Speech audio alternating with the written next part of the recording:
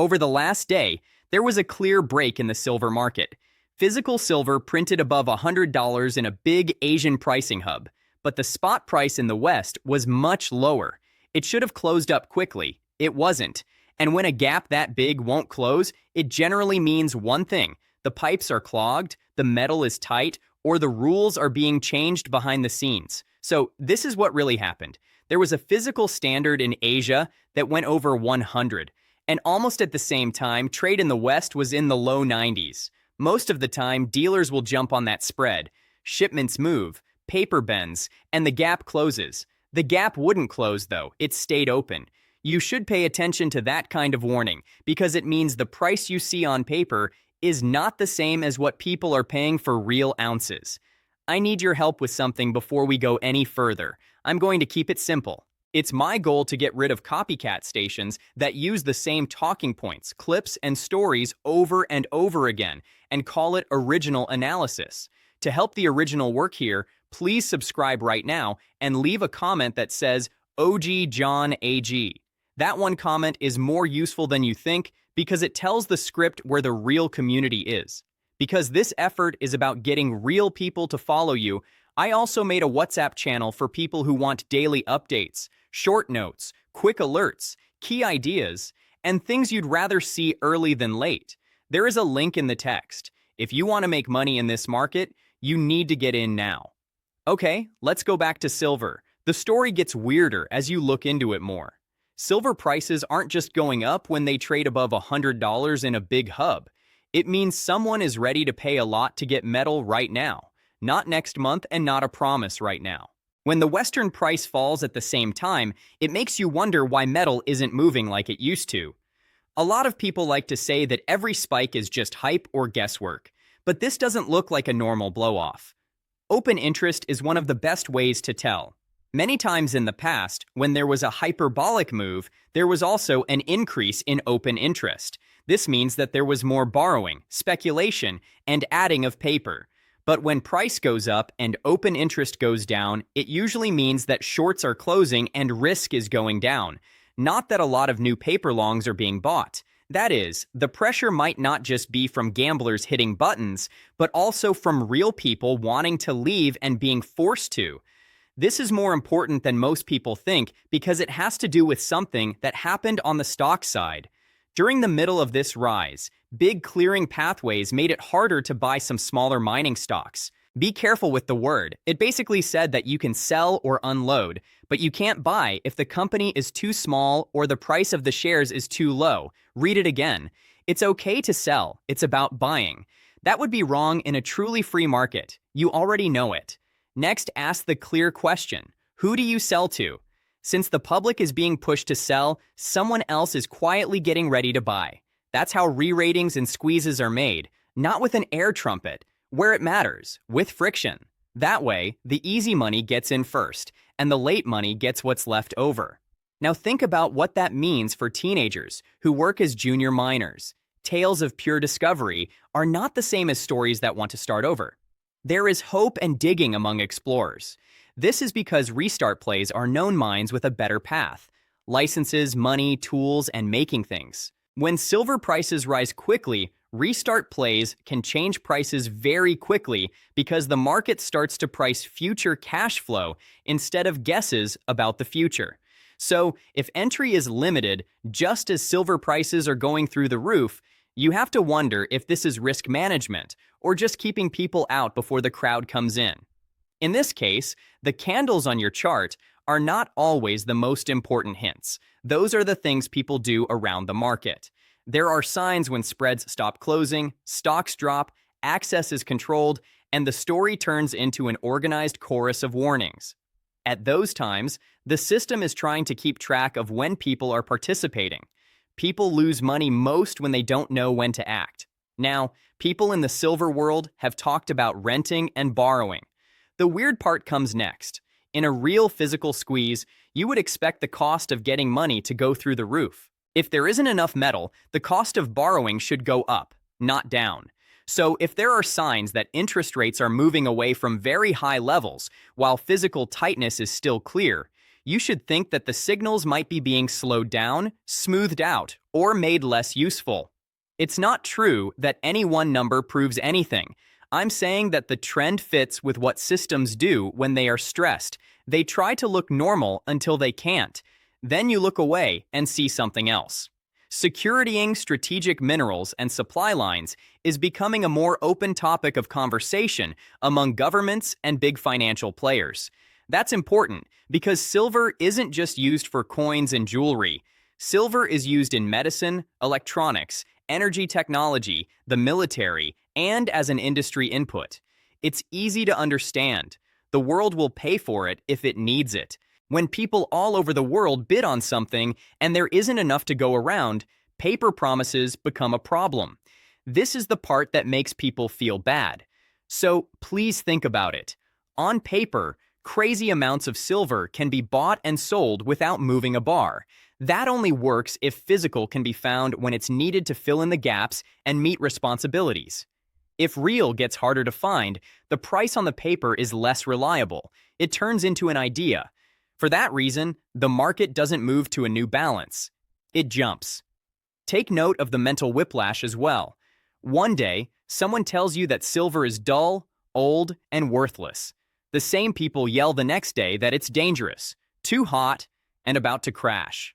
The flip in question is not analysis. It's crowd control. That's why it's set up that way. To sell strength, chase weakness, and always feel late. Do not play that game. That you're puzzled is the point, and it works today. Now, I understand what some people think. It's over $100 somewhere, so why doesn't everyone just trade it everywhere? Thanks for the question. No, arbitrage is not a magic wand. Arbitrage needs transportation, approvals, inventory, and willing counterparties who are ready to do business.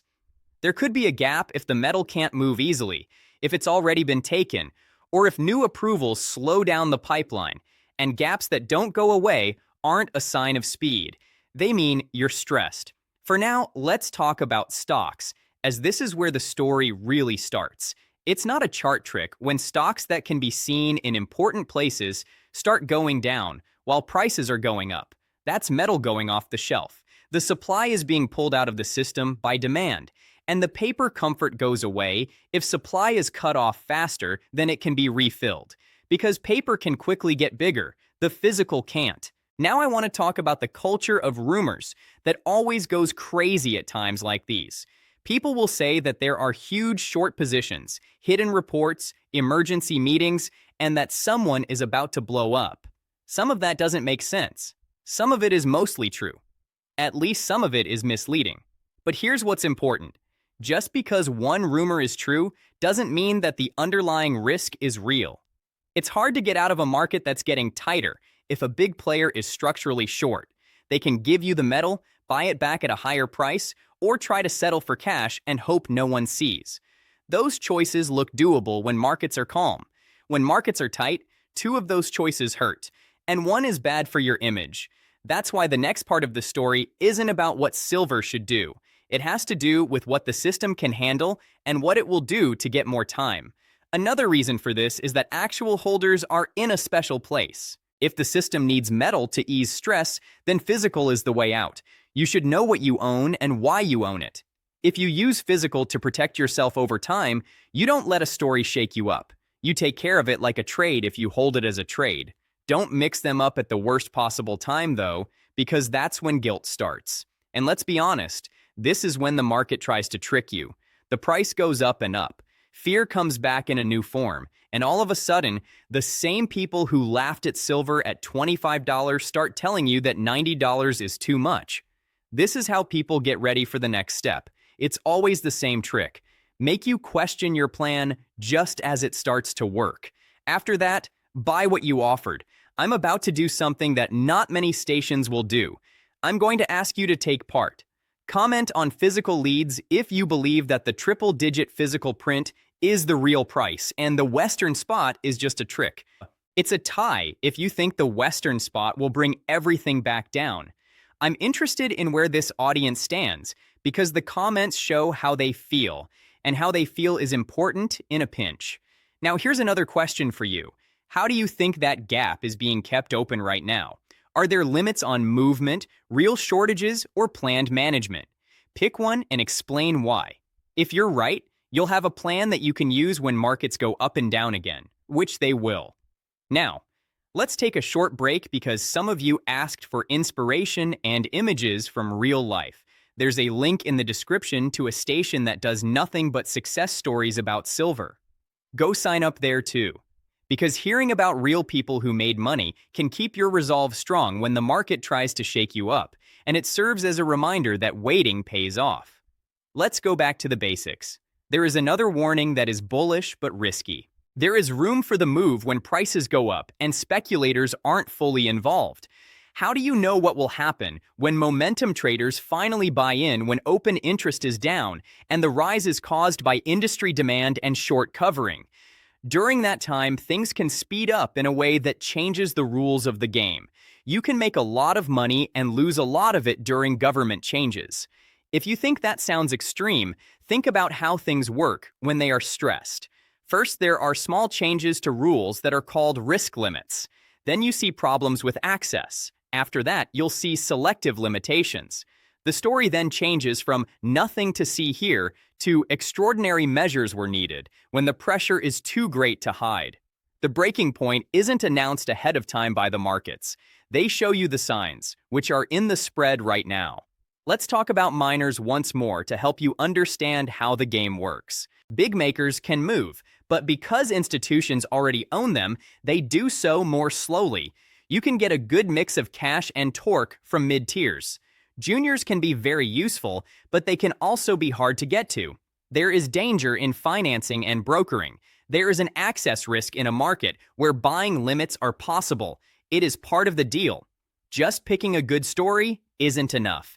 It's important to know what to do if the gate gets half closed at the worst possible time and the market changes. This is another reason why some people choose to lower their debt even though they are still bullish.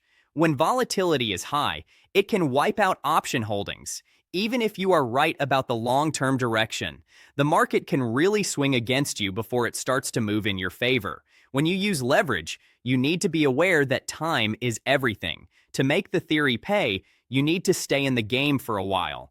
Now, I want to get back to the main point of today's story. The persistent difference in prices between Asia and the West for real goods and paper goods is a warning sign. If that spread stays the same, the market is telling you that real is worth more than paper. And if something is considered less than paper for a long time, paper has to catch up to the physical thing, not the other way around. That's when the chart stops moving in straight lines and starts moving in steps. This leads to the most exciting ending of all. What happens when the Western market has to face the fact that silver is already selling in the triple digits as a physical benchmark? To close the gap, does Western spot jump? Are we going to see more rules that make it harder to participate? Do we hear that the words cash settlement are being used? Or do we see a rush for concrete that makes the paper system too busy and changes the rules? Because the next story won't be nice. It's going to happen quickly. And it will make people wish they had paid attention when the signs were smaller, the gap was smaller, and the reasons still made sense. So, this is my message to you.